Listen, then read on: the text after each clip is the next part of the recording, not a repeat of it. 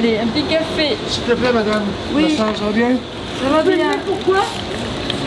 Aussi, tu vas bien. Pour monter comme ça. On essaye, on essaye. Ben, aujourd'hui, il fait pas très beau.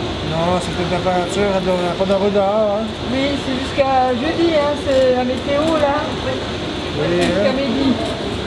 je vais prendre le 2 sucres puis des écoles, madame. Du lait, Oui, s'il te plaît. 2. Oui. Là, vous me voyez en train de me battre avec le café. Ben, mon histoire, c'est que je viens de la France et que je suis arrivée à Montréal pour une mission. Donc j'habite dans le quartier avec une autre de mes jeunes sœurs.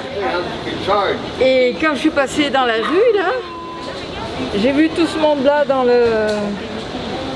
la cour et puis je m'en suis intéressée, puis mon cœur a vibré. Alors je suis venue demander si c'était possible de faire un peu de bénévolat et on m'a accepté. Donc pour surtout servir le café, puis un petit peu 3 crèmes. Et puis voilà. On a choisi de vivre dans un quartier un peu plus populaire parce qu'on aime ça, rencontrer les personnes, les aider, voilà, ça fait partie un peu de notre apostolat. Et puis le charisme de notre congrégation, c'est aller vers le mystère de la visitation. Et c'est ce qu'on essaye de faire. Hier, c'était dimanche, on s'est promené dans le quartier, puis on a rencontré quelques personnes ici.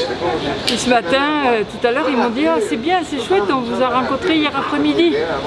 Donc ils étaient comme moi, en train de se promener, et puis donc on a un petit peu discuté, mais c'était dans un autre contexte, la promenade du dimanche après-midi.